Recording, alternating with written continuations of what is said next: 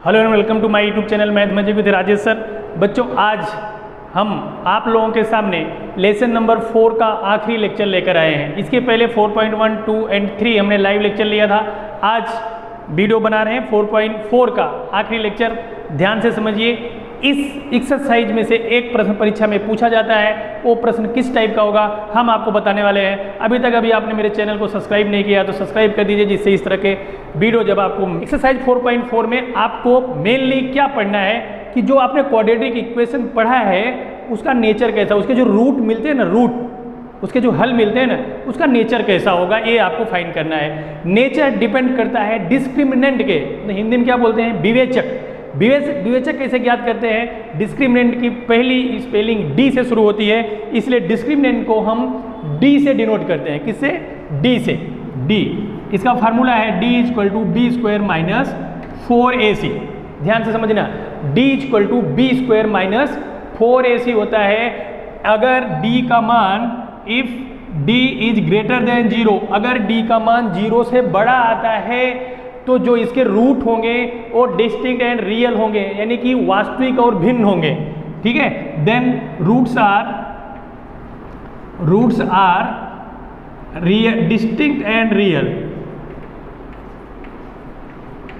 यानी कि वास्तविक होंगे और अलग अलग होंगे। अल्फा अलग आएगा, बीटा अलग आएगा। ठीक है, if D is equal to 0 then roots are real and equal.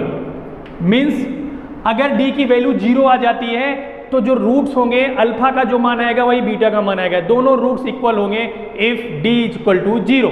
अगर d का मान 0 से छोटा आता है, if d is less than 0 then no real roots can find, no real roots, यानी कि उसके रूट्स आप फाइंड कर ही नहीं सकते हो।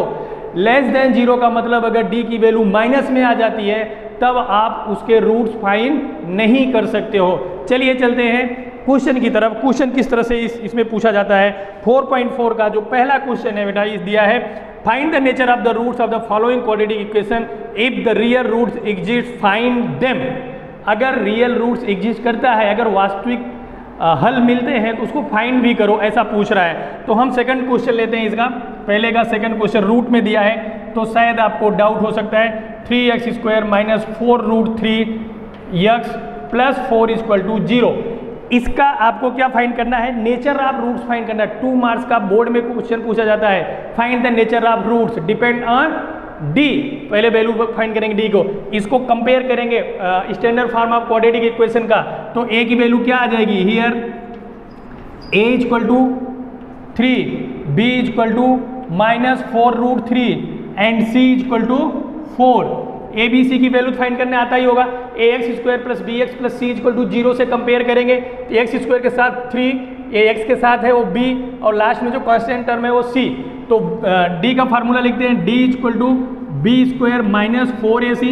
यहाँ पे वैल्यू पुट करेंगे, b की वैल्यू माइनस 4 रूट 3, इसका स्क्वायर माइनस 4 मल्टीप्लाई a की वैल्यू 3 मल्टीप्लाई 4, तो माइनस 4 रूट 3 का स्क्वायर, 4 4 जा 16, 16 3 जा 48 हो जाएगा बेटा। इसका रूट 3 का स्क्वायर 3 होगा, 4 का स्क्वायर 16, 16 मल्टीप्लाई 3 करेंगे तो 48 होगा, माइनस 4 चौक 16 दिया 48, 48, 48 में से 48 माइनस जाएगा तो क्या बचेगा? 0। यहाँ पे d की वैल्यू क्या आ रही है? 0 आ रही है। Here d equal to 0। So nature of roots real and equal. So यहाँ लिखने का, so roots are real and equal, यानी कि इसके जो रूट्स हैं ये क्या होंगे? वास्तविक होंगे और समान होंगे, बराबर होंगे। ये इसका नेचर हो गया। ठीक है, इसमें क्वेश्चन पूछा है अगर इसके रूट्स रियल हैं तो उसको फाइंड करो। फाइंड कैसे करते हैं बेटा? ये भी आप देख लो। इसके 2 फार्मूले हैं, alpha equal to and beta equal to. Alpha का फार्मूला है minus B plus under root D upon 2a। Book में यहाँ पे d नहीं दिया गया है तो घबराना नहीं है कि ये सर d क्या हो गया। बुक में ऐसा दिया है minus B plus under root B square minus 4ac upon 2a। आप उससे भी कर सकते हो, उसमें आपको घबराने की जरूरत नहीं है। माइनस b की वैल्यू पुट कर दो, माइनस 4 रूट 3a b की वैल्यू है, प्लस अंडर रूट d की वैल्यू 0 आई है, 2a 2 मल्टीप्लाई a की वैल्यू कितना है? 3a। Alpha equal to minus minus plus, 4√3 upon 2 3 जा 6, ये जीरोस की कोई वैल्यू ही नहीं, एक सिंप्लीफाई हो जाएगा, 2 2 जा 4, 2 3 जा 6, यानी अल्फा इक्वल टू 2√3 अपॉन 3, ये आपका अल्फा हो गया, यानी फर्स्ट रूट हो गया। सेकंड रूट यानी बीटा का फार्मूला है -b माइनस अंडर√d अपॉन 2, ये फार्मूला सेम है, सिर्फ यहाँ पे प्लस होगा, यहाँ पे माइनस होगा। Okay, b equal to minus, फिर b की वैल्यू -4√3 माइनस √0, d की वैल्यू 0 है, upon 2 multiply 3, b equal to minus minus plus 4√3 upon 2 3 जा 6, 2 2 जा 4, 2 3 जा 6, b यानी कि बीटा होता है, ठीक है, बीटा, b नहीं बीटा, अल्फा और बीटा होता है, पहला रूट अल्फा दूसरा बीटा, तो 2√3 अपॉन 3, आप देख सकते हो यहाँ पे अल्फा का जो मान है वही बीटा का मान है, दोनों इक्वल क्यों हुए, क्योंकि d का मान 0 है, अगर d इक्वल टू 0 होगा तो alpha and beta both rules will be equal and real होंगे। ये इस तरह से आपको दोनों रूट भी फाइंड कर लेने हैं और नेचर ऑफ रूट भी फाइंड कर लेना है, depend on d, value of d। इस तरह से आपका ये पहला सवाल हो गया बेटा। अब दूसरा सवाल, इसमें 3 सवाल दिए गए हैं, आप बाकी के दोनों कर लेना। बाकी के सेकंड क्वेश्चन में क्या दिया गया है, ध्यान से देखिए क्वेश्चन को। Find the value of k for each of the following quadratic equation so that they have 2 real equal roots.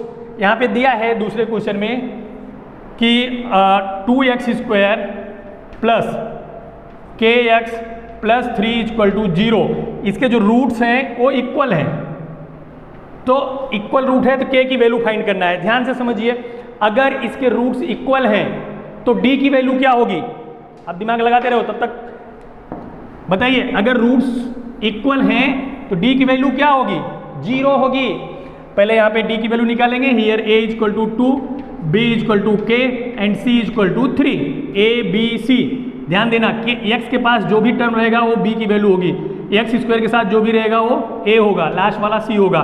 यहाँ d निकालते हैं, d equal to b² minus 4ac, d equal to b की value कितना दिया है k minus 4 multiply a की value कितना दिया है 2 into 3, d equal to k² minus 4 2 जा 8 3 जा 24। ध्यान दो इधर, आपको यहाँ बोलना है रूट्स आर इक्वल, ऐसा क्वेश्चन में दिया है, यानी कि इसके जो रूट्स हैं, इसके जो हल हैं वो इक्वल हैं। अगर रूट्स इक्वल होंगे तो d की वैल्यू क्या होगी, 0, सो d इक्वल टू 0। अब यहाँ पे आप 0 रख दो, 0 equal to k² minus 24।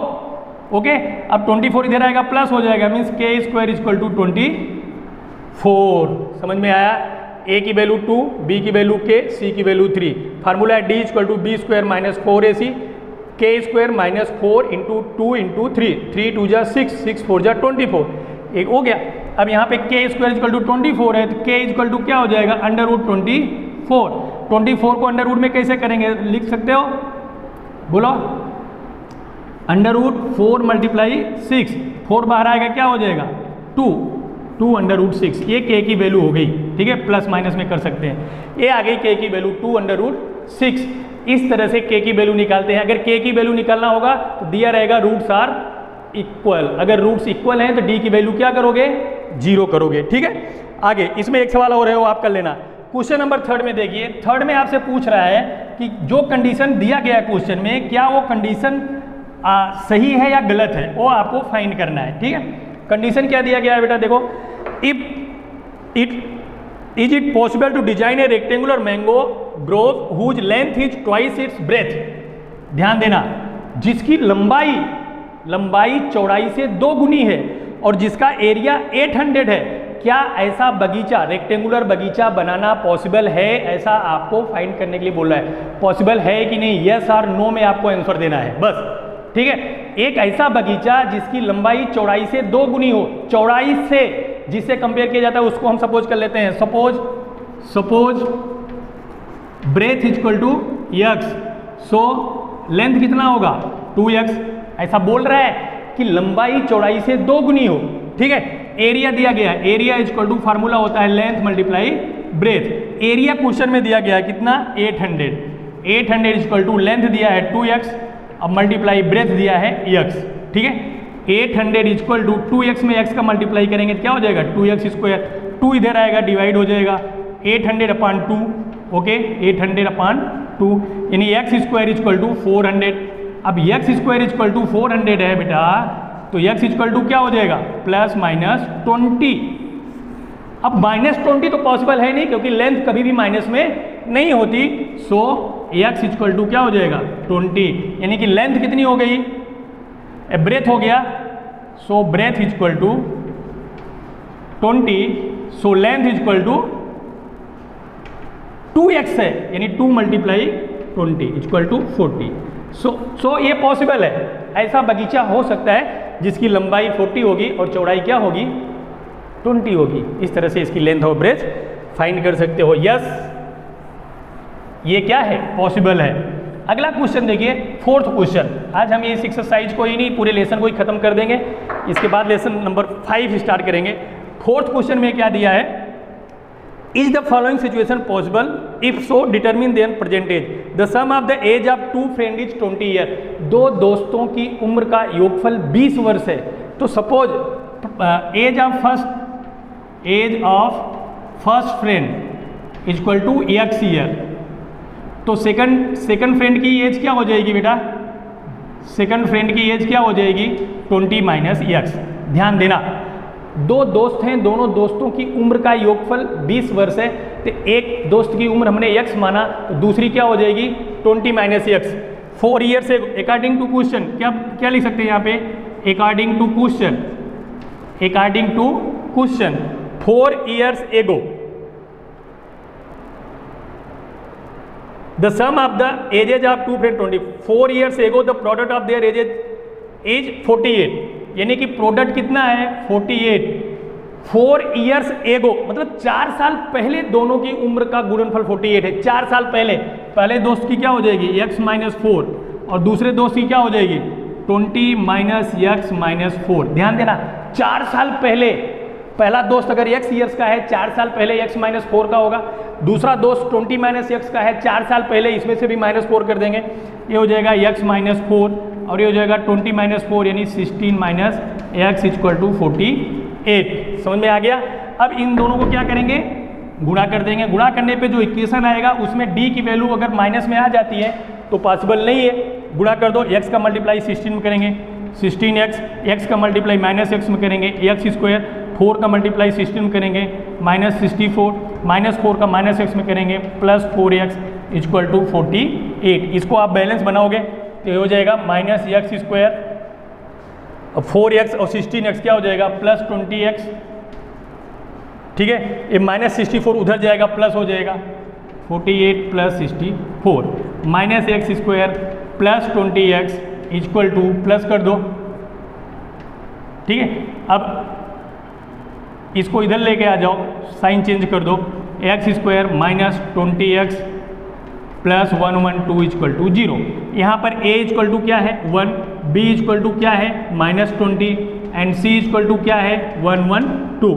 d का मान निकालो, b स्क्वायर माइनस 4ac। ठीक है, d इक्वल टू b की वैल्यू है minus 20 square minus 4 multiply a की वैल्यू है 1 मल्टीप्लाई 112। अब आप देखिए बेटा यहाँ पे d की वैल्यू क्या आ रही है 20 का स्क्वायर क्या हो जाएगा 400 माइनस 4 का मल्टीप्लाई इसमें करेंगे 4 2 जा 8 4 1 जा 4। अब इसमें से माइनस करेंगे d इक्वल टू माइनस 48 आ रहा है।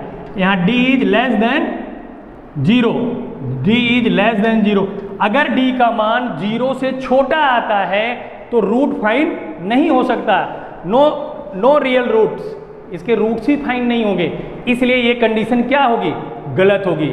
सो इट इज नॉट पॉसिबल, ऐसा आपको लिख देना है, आपका question finish. So it is not possible, आपको लिखना है here d is less than 0 so no real root can find, so this is not possible.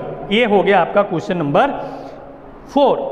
ठीक है, क्वेश्चन नंबर 5 में आपको होमवर्क के लिए दे रहा हूं। आई होप आपको ये वीडियो समझ में आया होगा। अगर आपको ये वीडियो समझ में आया है अभी लाइक कर दीजिए, सब्सक्राइब नहीं किया सब्सक्राइब कर दीजिए। मिलते हैं सोमवार के दिन नए वीडियो के साथ, नए लेसन के साथ, लेसन नंबर 5 के साथ। तब तक वंदे मातरम, जय हिंद, नमस्कार।